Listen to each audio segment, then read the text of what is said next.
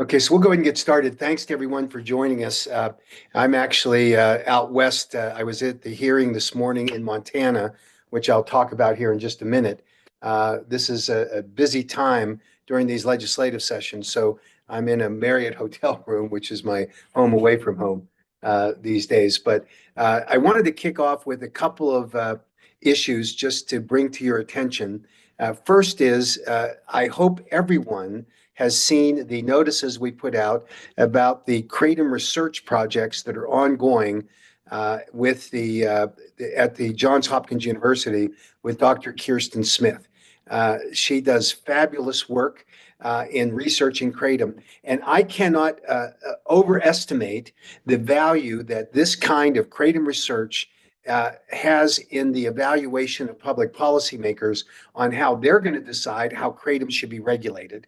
And so some of these research projects deal with extract products of which there is not sufficient information that right now that will help us because of the attacks that are coming on kratom consumers that use extract products.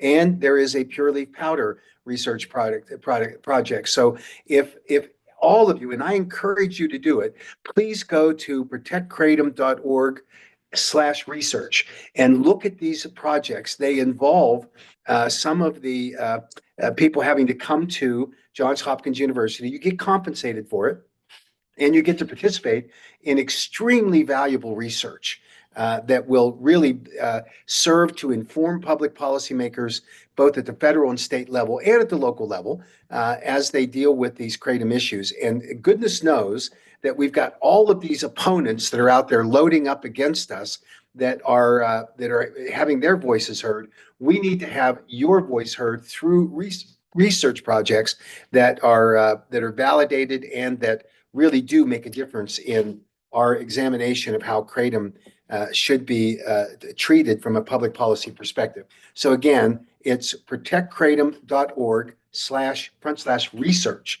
and you can see the flyers. We're going to continue to circulate this information, and I strongly encourage you to participate. There are some conditions and qualifiers that you have to meet in order to actually participate, but it is critically important that we get a sufficient number of people participating in these research projects in order for them to be valid. So please take advantage of this opportunity. Second, I wanted to highlight the absolutely fabulous job that Madeline Sklar made on the NBC National News Report. I can tell you that 2 years ago, if NBC News, and they did, by the way, were to do a report on kratom, it would have been 100% negative. It would have been attacking the kratom community. And Madeline stood up and spoke for the millions of kratom consumers in America and gave a different perspective and an important perspective on the value that kratom actually provides to people as they deal with a variety of health and wellness issues. And Madeline was outstanding, superb. And I was cheering as I watched it because it was a significant breakthrough in national media where they didn't just attack the kratom user community. They decided that they would at least make it balanced. Now, there's no question that the information that was provided, the sensationalized information that was provided in that report, continues in the vein of those people that are simply anti-kratom. But to have the opportunity for this voice, in Madeline's voice, being heard in a way that allowed for viewers to have a balanced perspective about kratom was critically important. We can make the argument that those that claim that kratom is responsible for a fatality in their family, we can look at, examine, and we can pull apart all of the factors that played into that fatality. And we do that on a regular basis. But that is a defensive posture. The ability to have this message that Madeline so eloquently provided was, like I said, I was cheering. So thank you to Madeline, and all of us are in her debt for agreeing to go on national TV. That is not an easy thing to do. And she was absolutely superb in doing that. So thank you to her. and those who supported her in making sure that that message was heard loud and clear by the American public on a national news platform, the way that it was presented. So that was absolutely fabulous work. I want to report to you another good news story, which is what happened at the UN Commission on Narcotic Drugs. The UN Commission is an international organization of which there are 140 plus countries that are signatories to a treaty. And one of the responsibilities they have at the UN Commission on Narcotic Drugs is to evaluate the actual existence and emergence of substances that need to be evaluated for scheduling. And all of us know that in 2021, the FDA made their backdoor attempt to get an international scheduling in place on kratom because they know that the UN Commission criteria for scheduling is far lower than what is required under the United States Controlled Substances Act. And so they were trying to go around the fact that they could not prove under the 8-factor analysis required by the Controlled Substances Act here in the United States. They wanted to go around it and get to a international scheduling, which would have compelled the United States then to commence scheduling procedures under the treaty obligations that we would have. Thankfully, an independent evaluation by the Expert Committee on Drug Dependence, as was released in their decision on December 1st of 2021, concluded that there was insufficient evidence even to conduct a critical review, which would have given scientists around the world 12 months to evaluate the recommendation.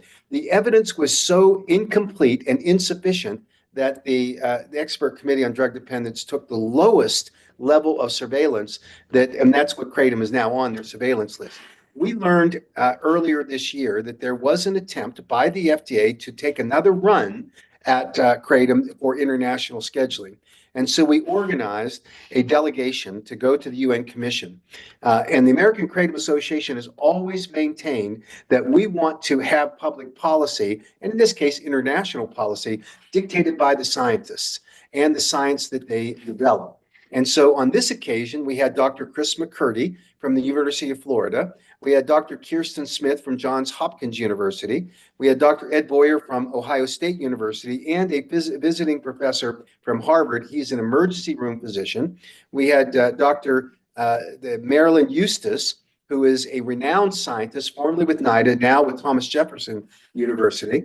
And we had Dr. Darshan Singh from the University of Malaysia, and Dr. Jack Henningfield from Johns Hopkins. And those 6 scientists presented what's called a side event at the UN Commission. And the interesting outcome of that was the responses from some of the leaders within the UN Commission who are responsible for the evaluations of what substances are referred to the Expert Committee on Drug Dependence. And their conclusion was that the FDA is once again over their skis, they're wrong, and that there was no need for there to be even a referral to the expert committee, given the short period of time that's elapsed since the last evaluation and what appeared to be very suspect evidence that the FDA had provided. And so that was a great win for us. We have a transcript of that particular event that will be produced in the next couple of days. We got the preliminary one, and some of the transcription people don't understand some of the nuanced scientific terms and don't get them right. So they're cleaning that up right now by meticulously going through and listening again to the videos to make sure that they get it accurate. And when that happens, we will, of course, distribute it. We've already distributed and cut up the presentations by these scientists so that you have them available to circulate to local officials in your area. And we will continue to push out that information to help you in educating people about the safety profile of kratom as is documented in this scientific platform. So that's something that we'll continue to work on and disseminate to you so that all of you have it. Then I wanted to go over some of the hotspot states that we're working in. This is a busy time because these legislative sessions, some states go just a couple of months, some states go halfway through the year, and some are there year round. Some states meet once a year, every 2 years, for a limited period of time. And so that kind of thing happens. But a perfect example of that was in Montana. 2 years ago, the Montana, and they meet every other year, the Montana legislature promoted a ban on kratom. It was entered on the last week of the session. So on a Thursday evening, it was inserted into the controlled substances list. And everybody in the Senate side expected that would just roll on through. When we discovered that that was done, we rallied the advocates and we hired some lobbyists, and we were able on the following Monday, just a couple of days later, to have a vote of 100-0 in the Montana House to stop that ban bill. Now, here we are in the following legislative session, and we have promoted the Kratom Consumer Protection Act. I can tell you it was very disappointing to sit in that hearing and hear opposition testimony from people that we would have thought would have been supportive of what we're trying to do. And I'm talking about the representative from the Global Kratom Coalition who testified about in opposition to a provision in the bill that was stripped out of the bill over a month ago. And I watched the legislators listen to his online testimony, searching for the bill to see what provision he was objecting to, which is not in the bill. And to me, it just created more confusion, and it gave the impression that the kratom community is not unified in wanting to have a good regulatory scheme put in for kratom. So it's an awful situation, is unforced error, and again, it becomes this constant nuisance about not being aligned in areas where we absolutely should be. We continue at the American Kratom Association to fight for consumer access for any product that meets the specifications for market entry, which means the manufacturer has to have a reasonable basis for safety under the conditions of use, which means labeling for their product. And we all know about the variety of products that are on the marketplace today, but the backdoor attacks on products that another organization doesn't like and they want to restrict it is all because they're trying to restrict the marketplace for a certain class of products. We think consumers ought to have information that allows them to make intelligent decisions about the products that they consume for their health and well-being. So this continues to be a problem. It is an unfortunate, within this kratom community, unforced error that repeatedly is being done, and I've seen it in this legislative session repeatedly. And I think the kratom community needs to rise up and push back against those kinds of anti-competitive provisions that are being promoted by others within the community, because it doesn't speak for the majority of the kratom consumers in this community.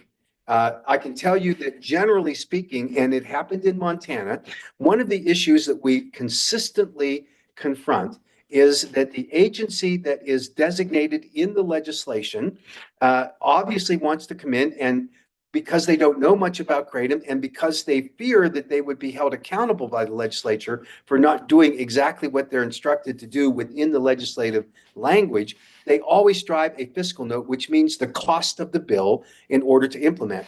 And it is important to recognize that in the Kratom Consumer Protection Act, that we have a regulatory scheme that does not put an inordinate burden on the agency that is going to enforce the bill. And it is important that there is a distinction between a drug enforcement policy or regimen and a dietary supplement and botanical supplement regimen. At the federal level, Dr. Califf, the former commissioner of the FDA, I think it was in September or August, testified before the U.S. House Energy and Commerce Committee when asked the question, what is the effort that you're undertaking in order to protect the dietary supplement consumer in America?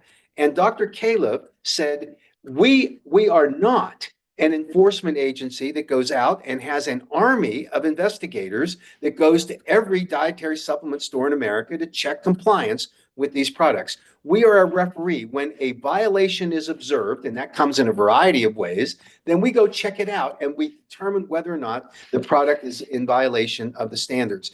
That is the same regulatory model that should be in effect in the states. We're not asking for a Gestapo inspection force to go out. That is inordinately expensive and is unnecessary in this space. And yet there are others in the kratom community that are advocating for excessively detailed responsibilities by these agencies, and they respond with huge fiscal notes. And to give you some perspective on this, the state of Utah, first state to enact the Kratom Consumer Protection Act in 2019. So they've had almost 6 years of experience in dealing with this. And they, for the first 5 years of that 6 year experience, were able to regulate the kratom industry at a cost of about $172,000 with one FTE, which means one full-time equivalent, one person that was doing it. That person managed the applications for registering kratom products, determined whether they complied with the regulation and rule that was reflected in the statute, and then let them go onto the market. When they found products that were non-compliant, and again, they're not sending Gestapo forces out to do it, when they had a complaint filed, they would react to it. The Utah Department of Agriculture has done random tests. They do good things that are typical of a responsible methodology in a regulatory regimen. They are not out there to do what these other states are now being encouraged to do by others in the kratom community that require the huge fiscal notes. In the state of North Dakota, there is a fiscal note of $1.7 million when Utah can do it for 172. And now this year, because they've had an increase in the number of registrations by processors, they're now up to 55 companies that are manufacturing kratom products and over 600 products. They're adding a second FTE. That's fine. It will increase the cost to $250,000. Now, how in the world can a state with 3+ million people do it for $250,000 when the state of North Dakota has a third of that population is asking for 1.7 million? There are two factors involved in this fiscal note problem. One is a misunderstanding of what the role that agency is being asked to assume. And secondly, specific regulatory provisions in the statutes that are unnecessary, anti-competitive, and protecting only one product in the marketplace over others. And that, of course, drives a stronger, more robust regulatory scheme that drives up the cost of regulating it. It is setting us back significantly as we fight in these states to try to get a smoothed out process, which is embodied in the Kratom Consumer Protection Act that is now passed in 14 states. We can, at the American Kratom Association, can look at that experience and the success we've had, and the other organizations can look at the number of bills that they've defeated because they act inappropriately in these kinds of situations. So we're working hard now to fight, against these unforced errors within the community. And we hope that you understand that as this happens, that we are fighting for the consumers, not for companies. And certainly we want any company that meets the standards to be able to have free access to the marketplace under the proper labeling and the packaging and all of the things that are required for quality products to be on the marketplace. What we are not going to support are these provisions that come in that are designed to deliberately restrict the marketplace, inhibit the ability to come into the marketplace, buy competitive products, or to remain in the marketplace. So that's a fight we're going to continue to have. And we ask that hopefully you'll see the light with us and continue to support those efforts. The states that are critically important to us now that I put on our hot list for discussion tonight, Mississippi. Some very encouraging things have happened. All the ban bills have failed. Now they're haggling about the excise tax, how much that will cost. That's the way they want to fund the enforcement activities there in Mississippi. And they're fighting back and forth in some conference committees. We're hopeful that we'll see real established progress in Mississippi in what's been a 5-year battle or more in order to get a KCPA passed there. In the state of Florida, unfortunately, there was a hearing held this morning, which is the first step in a very long process in Florida, where Senator Collins, the sponsor of what he calls the Kratom Consumer Protection Act, it is not. It is a bill that is ridiculously anti-competitive. It puts restrictions that are awful. And I get it, they were advocated by other groups within the kratom community, but just as an example, they're arguing for a product limitation serving size of 40 milligrams of kratom products. That is not based in any safety data for consumers, and it contradicts the experience that is available to researchers and to the public about safely consumed kratom products. And just at a gross level, I can tell you as an example, the FDA in their single ascending dose study looked at the consumption of kratom to determine when they could trigger a serious adverse event. They got to 8 grams without anything before they started to see the onset of nausea with some people, and got to 12 grams where they didn't see any serious events. And they finally suspended the study and concluded that kratom is well tolerated at all dose levels. But for those that experience the nausea, we're talking now at 12 grams, which is 12,000 milligrams, and roughly about 20% of the of those milligrams is mid content, and that would equate to somewhere in the neighborhood of 2,400 milligrams of a product that was taken in a 5-minute period, which induced only nausea. Certainly 20 milligrams. You see the delta between those two things. It is mind-boggling how anyone could come to the conclusion that a 40 milligram, I may have said 20 milligrams, it was 40 milligrams, which is in the Florida bill. It is not based on any scientific evidence, but that's what we're up against. I submitted to the sponsors 20-some amendments to their bill because it is so anti-competitive. It is so restrictive, and from a regulatory standpoint, it drives a fiscal note that is in the millions of dollars. And it's going to be supplemented with a higher fiscal note as a result of what happened here with the filing of this bill. So we are in battle mode on that issue, and we're going to continue to fight. So Florida is a mess right now, and we're going to continue to have to work hard. And we will need advocates there to help us, and of course the vendor community as well. In North Dakota, we have a similar problem with the fiscal note. We're working hard on resolving that, but literally it stopped us in our tracks. And again, some counterproductive kind of activity by other kratom groups that are getting in the way of this. I've described what happened in Montana.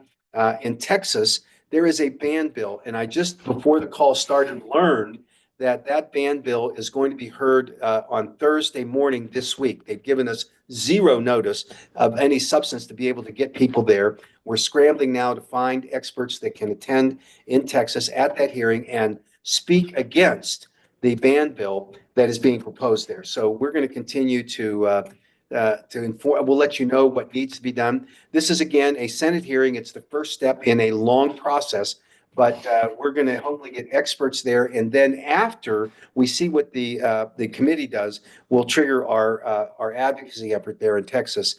So keep your powder dry until we get there. Nebraska. Nebraska went great. It's a unicameral legislature, meaning one legislative body. Our bill passed unanimously in that unicameral legislature. It got to the second stage. There are 3 votes that they take on every bill. The second stage, they loaded on a couple of amendments, several amendments, onto the unanimously approved KCPA because it's a procedure they use where they try to get bills that they know aren't going to be favored to slide through on a Christmas tree on a piece of legislation that is going to make it through. So we've had to fight off some of those amendments. Some of them inevitably are going to have to accept because they're not going to result in a defeat of the legislation. But we're trying to parse through those things. And when that clears that hurdle, we have one final vote. And then hopefully we'll be clear with Nebraska being the 15th state going with a KCPA. Hopefully that'll be done in a relatively short period of time. Other states, and there are multitudes of these states, and every one of the states I'm about to name has its own set of issues that are complex. We're going to have to work through them on a state-by-state basis, inform advocates what they can and should do at the appropriate times as we go forward. California, we have a KCPA bill. This is one that last year had an enormous fiscal note because of the absurdly complex regulatory scheme that was advocated for by the Global Kratom Coalition. Thankfully, they've started to scale back on that kind of regulatory scheme, and hopefully we'll get to a much better place there. But a sponsor has filed the bill, and that process has started.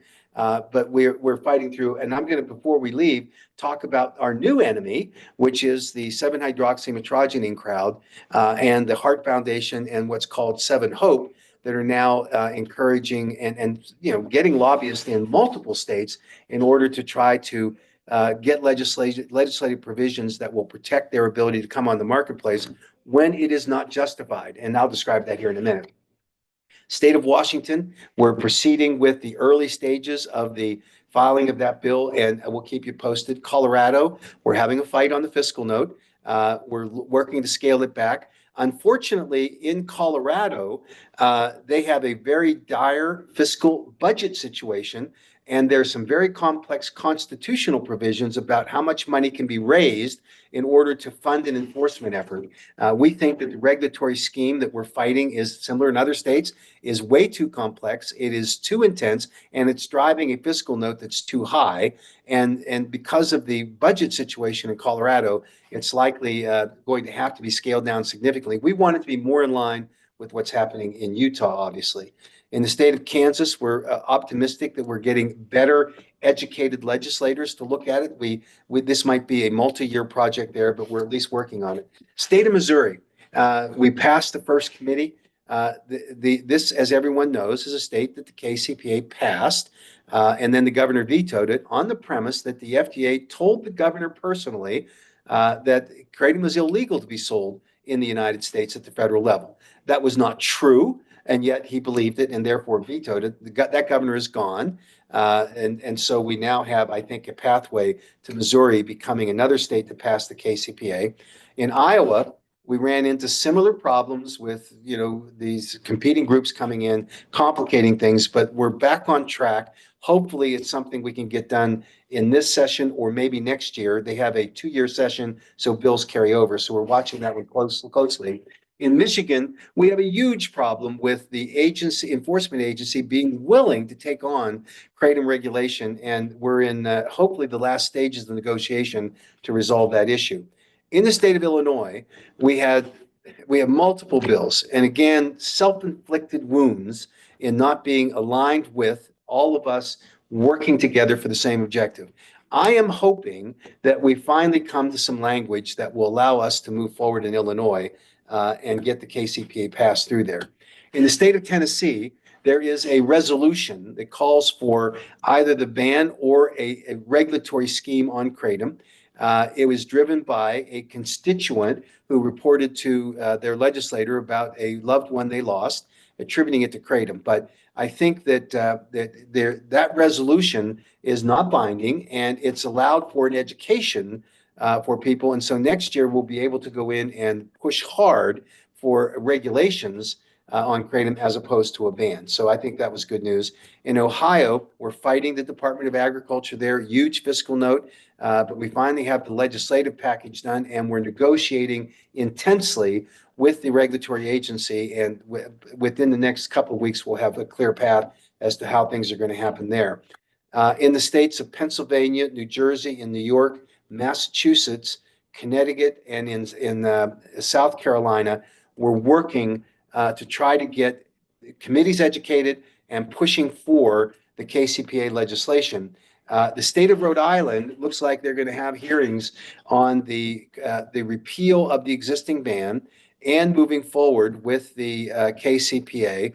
And that will happen in the second week in April, we believe. And we have negotiated language with the governor's office that they say they'll accept.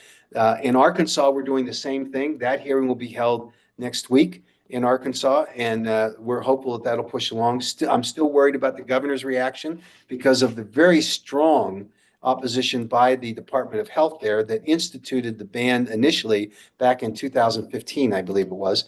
So we've got some work to do there. And we're waiting to see what bills are filed in the state of Louisiana, because that's obviously one that there's a significant amount of activity that's going on in the local parishes and the police juries. So that's something we're fighting on hard there. So that's the states we're working on. I might have missed a state or two. I don't know. I apologize if I did, but we can follow up on any of those that maybe I didn't cover. 7-hydroxymetrogene. The federal law requires that any substance in the dietary or botanical supplement category under the DSHEA Act has to have a reasonable basis for safety prior to market entry under the conditions of use. It was represented to the American Kratom Association by the Hart Group, which is one of the leading 7-OH manufacturers, that they had met that criteria. We accepted at face value what they said and their certifications that they had done so. We invited them to come to a public meeting with their scientists to make the presentation, at which time they disclosed they really didn't have any scientific data, but in fact were relying upon consumer experience data where there had not been any reported serious adverse events associated with 7-hydroxymetrogene. There are a number of reasons why that's not a justified conclusion, largely because of the inability to identify 7-hydroxymetrogene's precise role in any adverse event. And just to give you an example, until 3 weeks ago, if you were sitting at home and had observed a concern about the consumption of a kratom product by a family member and called the Poison Control Center, it would not have mattered what kratom product you were ingesting or a 7-hydroxymetrogene product, because it was coded by the person at the other end of the phone line as a kratom adverse event. 3 weeks ago, the Poison Control Center added 7-hydroxymetrogene as a substance, which they should do. The FDA has not done so with the FDA adverse events reporting system, so we're hopeful that they'll also recognize it. But the bottom line that there are attributed adverse events to kratom, they are in fact masked by numerous factors that, and we see this in the death reports about how it's not an adequate conclusion, scientifically based and evidence based, to claim that kratom is in fact the sole cause of or a contributing factor in any adverse event, because of the inability to test for products like 7-hydroxymetrogene. And we all know that 7-hydroxymetrogene is not a natural constituent of the kratom plant. It is in fact a metabolite that occurs after the harvesting of the plant, and it starts to degrade, and you see the presence of 7-hydroxymetrogene. And at those levels in the heating process, 7-OH never gets above never exceeds the 2% level of the total fraction of the alkaloids. It probably is less than that, but it never gets above 2%. And any product that contains more than 2% of the overall fraction of the alkaloids in that product is a synthesized product. Now, the Heart Group and the 7 Hope Group are trying to confuse the issue by saying, "Oh, no, there are the 2% levels is not justified. The synthesization is semi-synthesis." They go through a convoluted process to try to justify the presence of these products in the marketplace. They are wrong, because by their own description of their own scientists, they do not have the science currently, nor did they have the science other than this flimsy market experience data prior to market entry. And that's not what the purpose of the law that the Congress passed was designed to do, to protect consumers. That's flimsy, it's shoddy, it should not be accepted as the way to do it. And so the AK withdrew its agreement with Hart. Now, the principal argument is one that we still agree with Hart on, is that these 7-hydroxymetrogene products should not be labeled or marketed as kratom products. And the leaders in the Hart Group have violated that provision as well. So that's very disappointing. No one in this marketplace should think that a 7-hydroxymetrogene product should be either labeled as a kratom product, nor should it be associated by any consumer as being a safe kratom product, because the science is not there. Some of the justifications in the testimony this morning in the Montana legislature by the Hart Group was that in 2018, the rejection of the recommendation for scheduling by the Department of Health and Human Services in the form of Dr. Joie evaluated 7-hydroxymetrogene as one of these issues. So it's not true that the 7-hydroxymetrogene was considered in 2018 as part of this complex 7-OH product alignment, because those products weren't even on the marketplace until 2023. And certainly the only reference by the Dr. Joie to 7-hydroxymetrogene was its naturally occurring levels as a metabolite in the drying process. And that's what he said the FDA had not proven presented any danger to the American people. The conclusion had nothing to do with 7-hydroxymetrogene in a synthetically enhanced formulation, which poses significant issues that need to be resolved prior to market entry. And that cat's out of the bag. Horses left the barn, whatever analogy you want to use, because they're on the marketplace and they simply have to be restricted at this point. So I'm going to stop there and go to some of the questions, but I just want to encourage everyone that we need to revitalize our interest in these particular states where we're seeing these activities.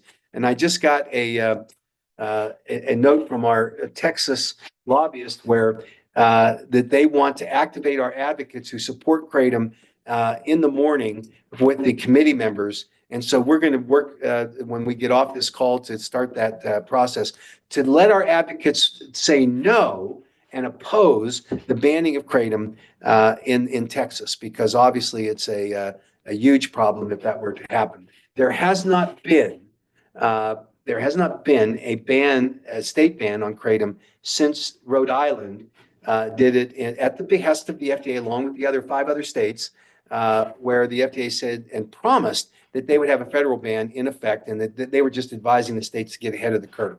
So they were wrong on that. So there's that. And I'll conclude with, I should have mentioned this earlier, our federal Kratom Consumer Protection Act will be refiled here in the next couple of weeks. And we're planning on doing some advocacy related activities, which we'll share with you so that you can help us with this.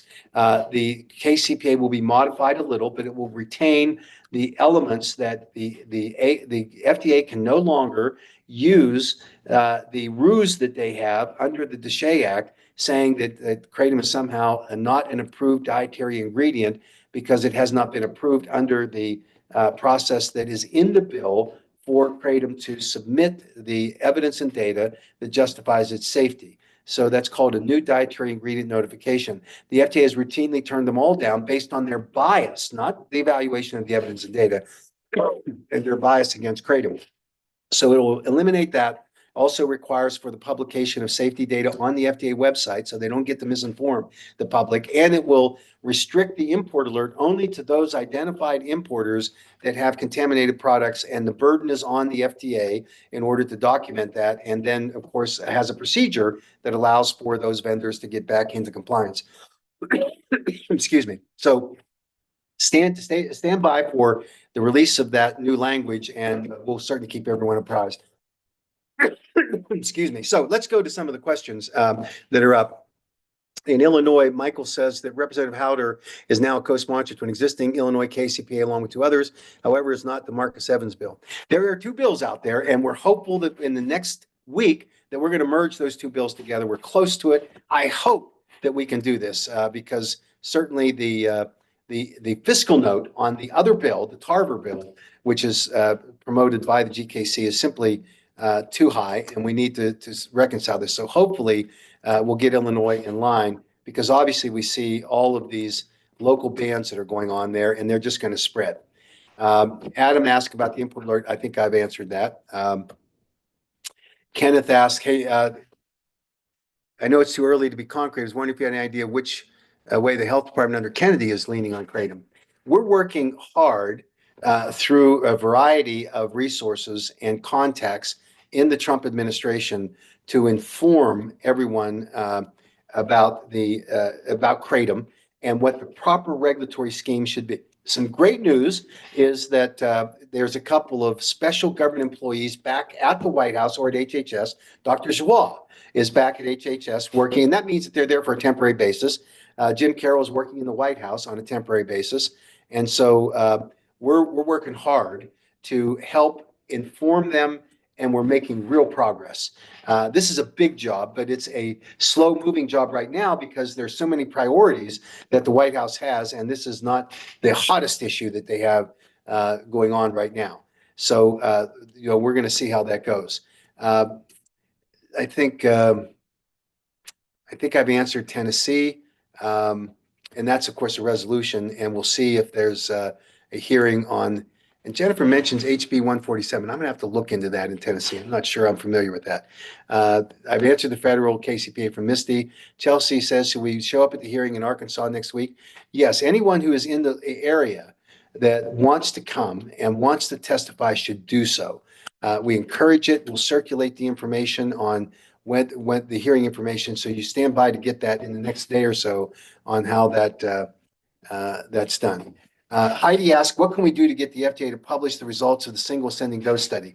Great question. Their answer is, oh, we're waiting to publish it. They've already made a presentation on it at a symposia, and of course they're working hard on trying to suppress it. They're minimizing it. Remember, this was a significant safety study, and now they're trying to push it off and say, well, it didn't include extracts. Well, that's because they chose not to. They should have. Well, it's really just a precursor to being able to do a human abuse potential study on addiction. Yes, it is, but you cannot ethically proceed with a HAP study if you have not determined the safety of the humans being able to ingest the product. So they're playing games with us, and just along the way. Uh, Misty asks, is Jim Carroll still involved with Heart? Yes. That it just shows you that there can be people of goodwill that have different viewpoints. But the one thing Jim Carroll is resolute on is, in his experience in the White House, is that the FDA is wrong on the policy and the science on kratom. And he's going to sort out how he supports, to the extent that he may or may not support the Heart Group on his own. Um, the Heidi asked, are they required to publish their results in clinical trials? I think they are, but they're using dodging techniques in order to delay that. So we're going to keep pushing on that. So yeah, Jennifer just clarified that it's House Joint Resolution 147 in Tennessee, and again, that's something that we will try to modify it, but it's truly just a statement of principle, and it does call for a ban or the regulation. And I think it's a perfect argument platform for us to make that the ban would only be justified with these unsafe products that are on the marketplace, like 7-hydroxymetrozanine, and the poly drug use effects that are enhanced when you use those kinds of products. So these are fantastic questions, by the way. They are things that this whole body of effort that we're putting in right now jointly, the advocates, the AKA, to some extent, even the GKC, they're doing some really good things. The Botanicals for Better Health and Wellness are doing really good things. They're helping in Indiana, where we're hopeful that we can get an overturn of the ban there. That's a little bit of a convoluted process right now, but we're working on it. And I shout out to the Botanicals for Better Health and Wellness, because they're at least open, straightforward, and where we have disagreements, we can have a discussion. It's not my way or the highway, and we've been able to work with them and negotiate with them, and that's been a very pleasant experience. We hope that will draw in the Global Kratom Coalition people as well as we go forward. So um, there's a lot of interesting things that are happening going forward. And Misty asked this question: why can't the KCPA go after 7-OH dealers? We are.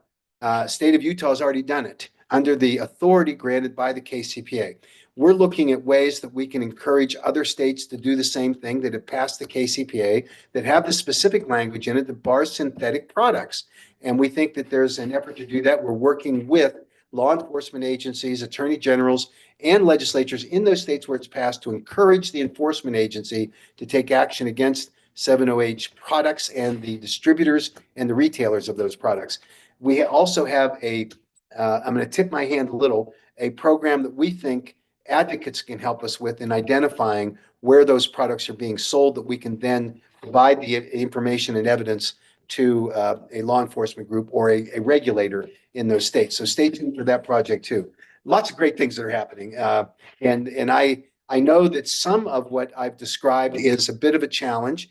And you would think that when the bottom line issue comes down to, do you want in your state to have a regulatory scheme that protects consumers against adulterated, synthesized, and dangerous kratom products, or do you want the Wild West? That should be a simple answer for a legislator. And the only thing that confuses it, the only thing, is these fights that are going on in the kratom community that have no place in this discussion. And that's truly unfortunate and frustrating. But we have to recognize the reality that that's what it is. And we're going to do our best to, in the background, resolve the conflicts. And more importantly, to get to these legislators and say, here's the right public policy, and we recommend it strongly. So we will continue to pursue that and work on it. I, as I say all of the time, and I sincerely mean it, that it's the advocates that drive this. All of the scientific and policy discussions we have, the thing that resonates with these legislators on the ground is hearing from their constituents who have had a positive experience with Kratom. I sat at dinner last night in Montana with the legislator who had just been appointed. His predecessor had resigned, and he said, someone at the table, another legislator said, well, I never heard of Kratom until now. And he said, oh, I know about Kratom. He said, my friend is a fitness guy and he swears by it as part of his fitness routines, both pre-workout and post-workout. He uses Kratom. And to hear that was encouraging. And he went on to expound about how he has used it and his wife has used it and they've had very positive experiences with it. So I think that's because advocates get out there, tell their stories, and make a real difference. And so I appreciate everybody who does that. With that, I'm gonna end. I'm just gonna check to make sure that we had all the questions were answered. I think we did. So I think we're good. Any questions you have about, just recapping the research project, please go to protectkratom.org/research and sign up. We need to have whatever sacrifice it may require to have you come into Johns Hopkins University and participate in this study. It's a short window of time, but we need to have this research because it moves the needle. So please do that as you go forward. And then all of you should take the opportunity to get on the Kratom Gals podcast with Madeline and thank her personally for what she did. I mean, that's hard. As I said earlier, it's hard to do a national TV interview, and she was fantastic. So everyone reach out and thank her for having the courage to do that and for telling our story. That's the most important thing, to have a Kratom advocate that was willing to stand up and describe the experience that she personally had and how Kratom has helped her. That's what makes the difference. So thanks to everyone for joining us tonight. This, of course, has been recorded and it will be shared. But those who took the time here, we appreciate it very much. For those that are detractors that are on, the door is always open for these discussions, and we certainly welcome them and look to have the opportunity to try to find agreement where it's possible and respectfully disagree where it's not. So with that, I'll say thank you and we'll close out. See everyone on the next webinar.